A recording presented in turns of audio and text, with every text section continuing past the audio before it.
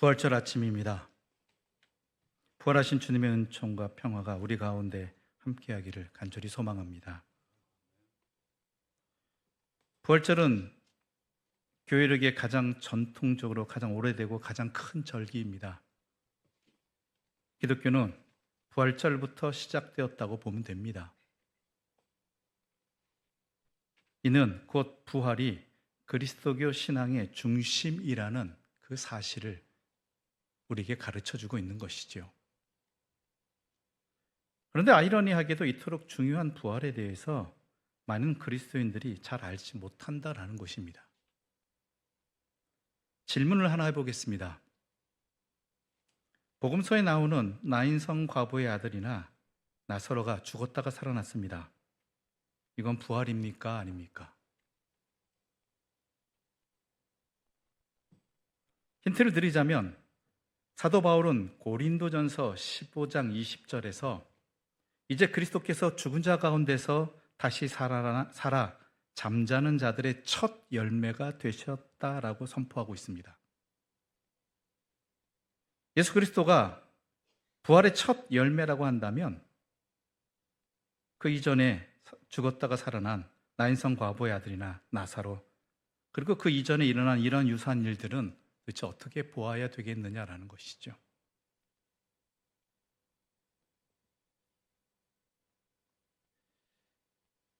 예수님 당시 유대인들도 부활을 믿었습니다. 물론 모세오경만을 정경으로 인정했던 사두개파 사람들은 모세오경에 부활에 대한 이야기가 기록이 전혀 없다라는 사실을 근거로 해서 부활 자체를 믿지는 않았지요. 하지만 바리새인들을 비롯해서 정통 유대교는 부활을 믿었습니다. 그렇지만 당시 그들이 생각한 부활은 개인적인 차원의 사건이 아니었습니다. 그것은 온 우주적인 차원의 사건이었습니다. 요약하자면 메시아가 오시면 대대적인 종말론적인 심판을 벌이실 것이고, 그로 인해서 악의 세력들은 섬멸되고 의인들은 부활에 이를 것이라는 이야기입니다. 그리고 그 부활은 예루살렘에서 가장 먼저 일어난다고 생각했습니다. 부활과 함께 이전 세대는 끝나고 새로운 세대가 열린다고 그들은 믿었습니다. 이들이 생각한 부활은 예수님이 첫 부활의 첫 열매가 되신 그 부활이 맞다고 생각하십니까? 도대체 부활이란 무엇일까요? 부활은 죽었던 사람이 다시 살아나는 소생과는 다릅니다. 나사로나 아니면 나인성 과부의 아들은 소생한 것입니다. 소생은 불가능한 일이 아닙니다. 소생은 역사 속에서 다소의 증거와 증인들이 있습니다. 그런데 그것은 부활은 아닙니다. 부활과는 다릅니다. 부활은 죽었던 과거의 삶으로 다시 돌아가는 것이 아니라 과거의 생과는 전혀 다른 생명으로 나아가는 것이라고 말하고 있습니다.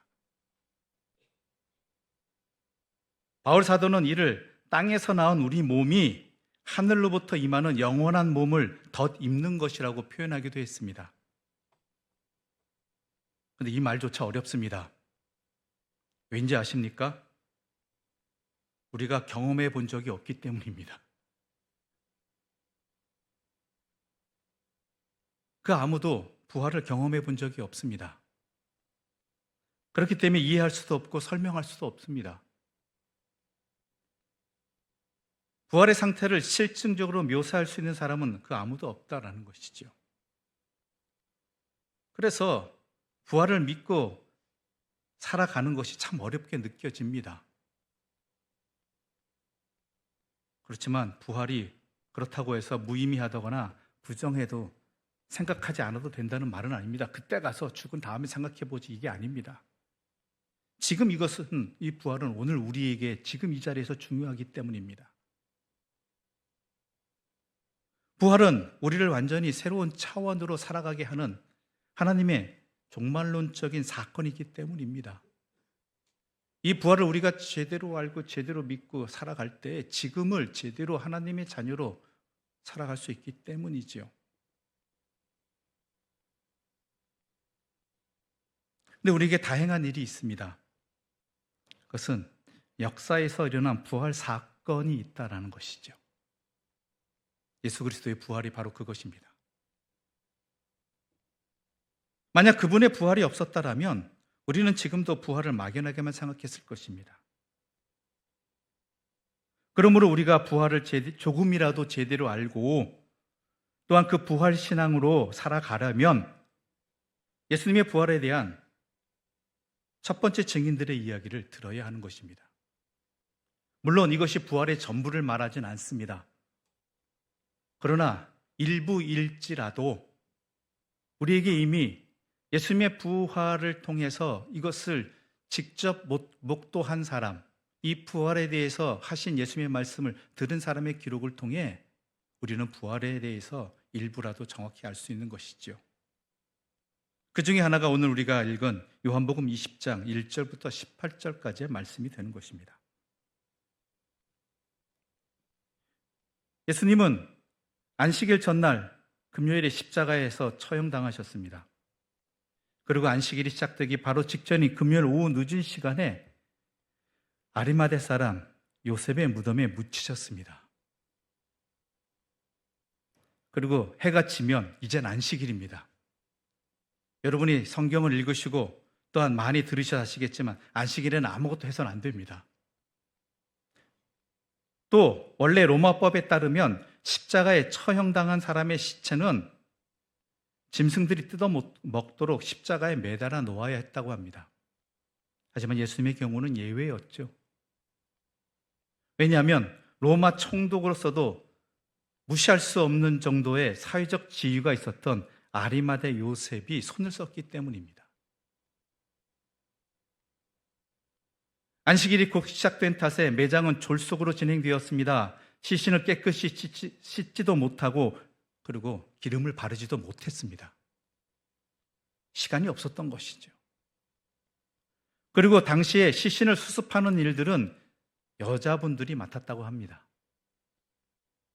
그래서 막달라 마리아는 안식일이 지난 첫날 아직 어둠이 채 걷히기 전에 바로 이 일을 하기 위해서 무덤으로 달려간 것입니다. 그런데 여러분 읽으셔서 아시겠지만 예기치 않은 일이 벌어졌죠. 무덤을 가로고 막던 돌문이 이미 열려져 있는 것입니다.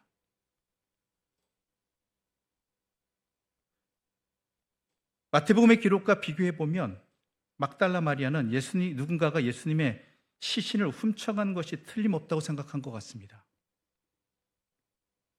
그래서 다시 제자들이 있는 곳으로 달려갔죠. 이 소식을 들은 베드로와 예수님의 사랑받던 제자가 먼저 무덤으로 달려가기 시작합니다. 마리아도 그들의 뒤를 따라서 동산에 다시 올라갔죠. 베드로와 요한은 그 무덤으로 급히 달려갔습니다. 무덤에 도착해서 보니 마리아가 말한 대로 무덤 안에 예수님의 시체가 없었습니다. 시체를 쌌던 수위만 남아 있었습니다. 이 제자들은 빈 무덤을 보고 즉시 예수님의 부활을 생각할 수 없었습니다. 공생애 중에 예수님께서 자신의 고난과 십자가의 부활을 예고하셨습니다. 하지만 제자들은 그 얘기에 커다란 의미를 두지 않았죠. 아예 생각조차 안 한 것입니다. 그래서 그들은 빈 무덤 앞에서 예수님의 부활을 상상할 수가 없었죠. 그리고 당황한 그들은 집으로 돌아갔습니다. 하지만 베드로와 요한이 돌아간 뒤에도 마리아는 혼자 무덤에 남았습니다. 그녀는 울면서 무덤 안을 들여다보았습니다. 그때 마리아는 예상치 못한 일을 경험하게 됐죠. 흰 옷 입은 두 천사를 보게 된 것입니다. 천사들이 마리아에게 왜 우느냐고 묻습니다. 마리아는 예수님의 시체가 없어졌다고 하소연합니다. 마리아와 대화를 나누던 천사들은 사라집니다. 대신 부활하신 주님이 나타나셨죠. 마리아는 처음에는 그분이 예수님이 아니라 그 동산을 지키는 사람인 줄 알았습니다. 예수님은 천사들과 똑같은 질문을 마리아에게 던지셨습니다. 마리아는 다시 똑같이 예수님의 시체에 대한 이야기를 합니다. 당신이 옮겼으면 그 장소를 알려달라고 간청합니다. 그때 예수님은 마리아야라고 부르셨죠. 자기 이름을 부르는 그 예수님의 음성을 듣는 순간 마리아는 예수님을 알아봅니다. 그리고 라본이라고 부르면서 반가운 마음으로 예수님을 붙들려고 했습니다. 그러자 예수님은 마리아를 제지하셨죠. 17절의 말씀, 오늘 본문 17절의 말씀입니다. 우리 함께 읽어보도록 하겠습니다. 예수께서 이르시되 나를 붙들지 말라. 내가 아직 아버지께로 올라가지 아니하였노라. 너는 내 형제들에게 가서 이르되 내가 내 아버지 곧 너희 아버지 내 하나님 곧 너희 하나님께로 올라간다 하라 하시니. 이것이 예수님이 말씀하시는 부활의 증거입니다. 부활이 뭔지에 대한 예수님의 선포라는 것이죠. 막달라 마리아는 예수님께서 다시 사셨으니까 돌아가시기 이전처럼 예전대로 이제 살아갈 수 있을 것이라고 생각해서 예수님을 붙들고자 했던 것입니다. 모든 것이 십자가 처형 이전으로 돌아간 것처럼 생각하고 있습니다. 하지만 그녀가 붙들고자 하는 예수님의 몸은 이 세상에서 영원히 제자들과 함께 머무실 예전의 예수님의 몸이 아니죠. 예수님께서 붙들지 말라고 하신 말씀하신 이유는 이제 올라가야 하니 내 길을 막지 말라라는 뜻이 아닙니다. 왜냐하면 예수님은 이후로도 40일 동안 제자들과 함께 계셨기 때문입니다.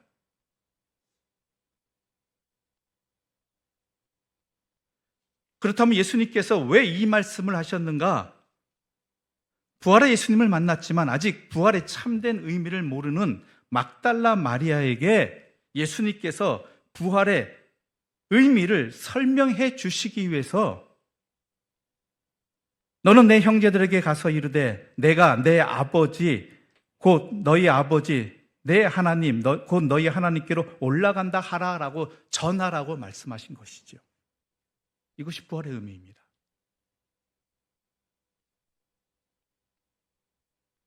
이제 이 부활 사건으로 인해서 마리아와 예수님은 새로운 관계 속으로 들어가야 됩니다. 이전의 인간적인 친밀감은 넘어서는 비교할 수 없는 새로운 관계가 된다라는 것이죠.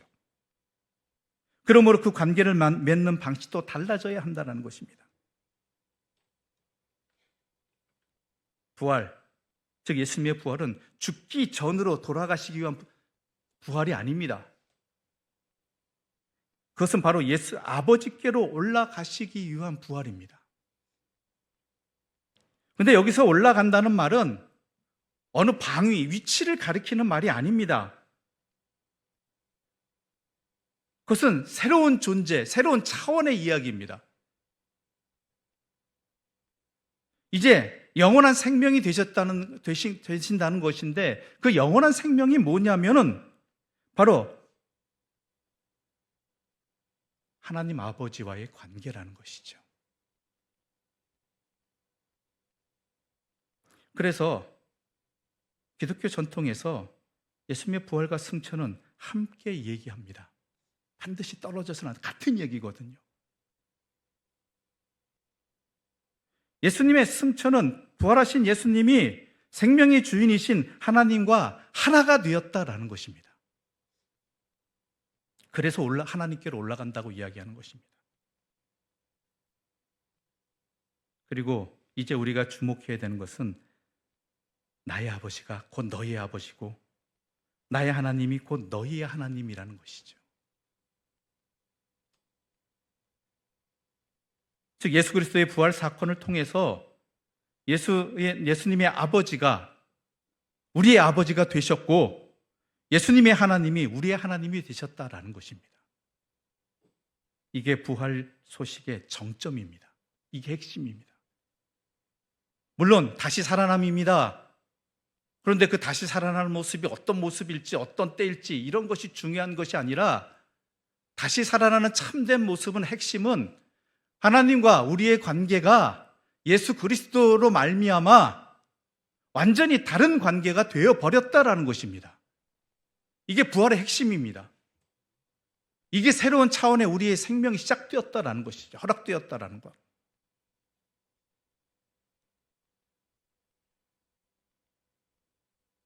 그래서 예수님께서 마태복음 22장에서 사두개인들이 예수님에게 이런 질문을 던지죠. 그들이 질문을 던진 이유는 부활을 부정하기 위해서였습니다.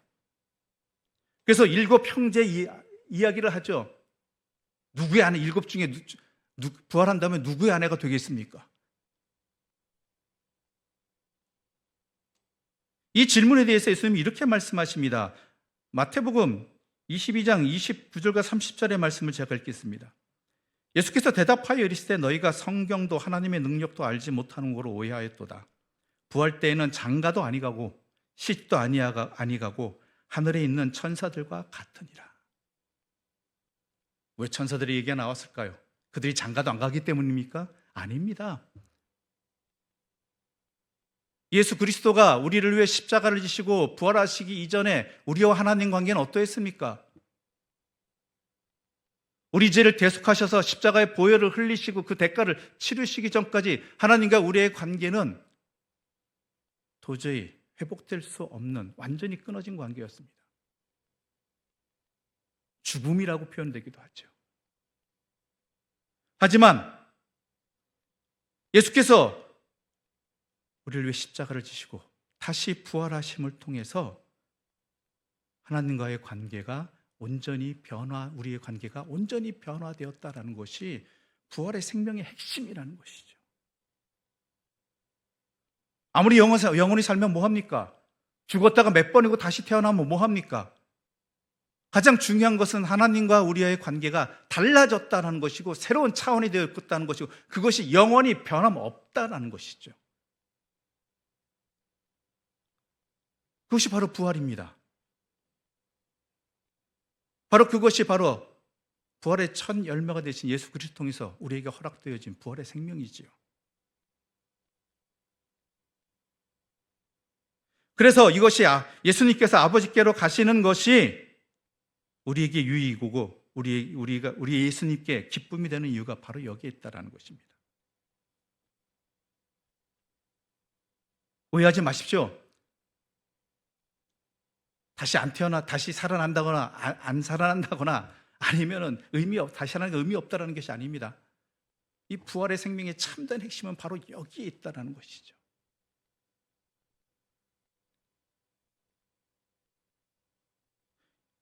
그렇지 않습니까? 예수 믿어도 우리는 늙거나 병들거나 사고를 당해 누구나 다 죽습니다. 죽음은 인간에게 참 참혹한 일입니다. 모든 것을 수포로 만듭니다. 존재를 지워버리는 일로도 보입니다. 죽었다라는 말을 들으면 모든 것이 끝났고 망했고 희망이 없다라는 말로 들리는 것이 우리들의 죽음에 대한 이해입니다.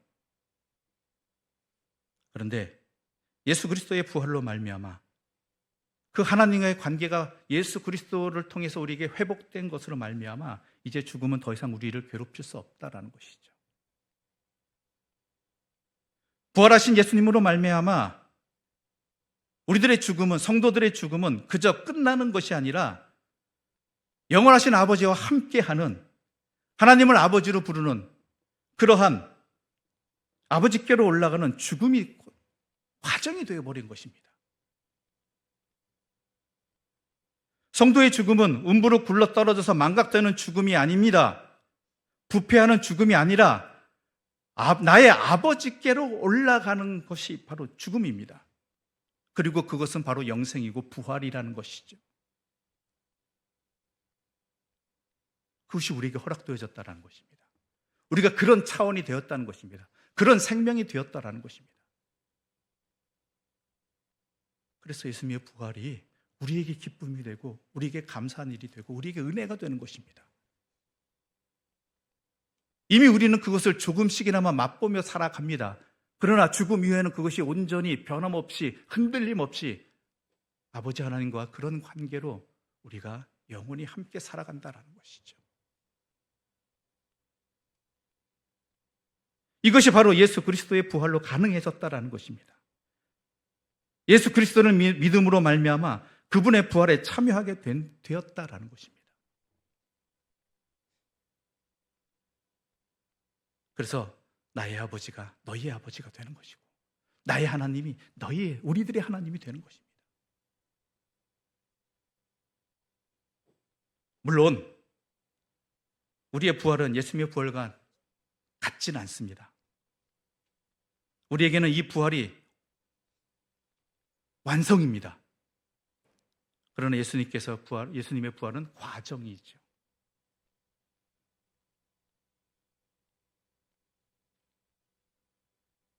부활하신 주님은 막달라 마리에게 이것을 알려주신 것입니다. 물론 부활의 전부는 아닙니다. 그러나 핵심을 알려주신 것이죠. 그리고 마리아에게, 제자들에게 가서 이것을 전하라고 말씀하십니다. 막달라 마리아는 최초의 부활의 목적자일 뿐 아니라 최초의 부활이 어떤 것인지, 부활이 무엇인지에 대한 증인으로 부르심을 받은 것이지요. 이러한 부활을 깨달은 사람은, 경험한 사람은 일어선 사람이 됩니다. 새 생명을 살아가는 사람이 됩니다. 비록 이 땅을 여전히 살아가고 있지만 새로운 차원의 삶을 살아갈 수 있게 되는 것입니다. 왜냐하면 우리의 다음을 알고 있기 때문이지요. 흔들림 없는 더 완전한 하나님과의 관계 안에 살아가는 영원한 기쁨을 우리는 약속받은 사람들이기 때문이지요. 더 이상 죽음이 우리에게 두려움이 되지 않습니다. 허무가 되지 않습니다. 도리어 하나님께 더 완전히 나아가는 은혜의 과정이 되어지는 것이지요.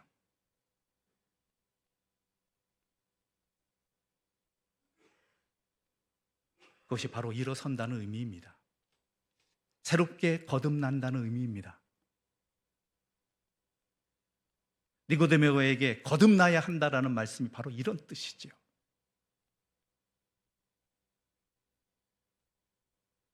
그리고 예수님께서는 그것을 막달라 마리아에게, 제자들에게 증언하라고 하셨고, 그 제자들은 또한 그 부활의 증인으로서 죽음 앞에서도, 환난 앞에서도 자기에게 허락되어진 하나님과의 이 온전한 관계의 회복의 부활의 생명을 전하며 살아가는, 새 생명을 살아가는 주님의 사람들이 되었던 것입니다. 그러한 사람들을 보면서, 그런 제자들을 보면서 세상은 점점 부활에 대해서 알아가게 되고 부활 안에, 부활의 생명으로 살아가게 되는 것이죠.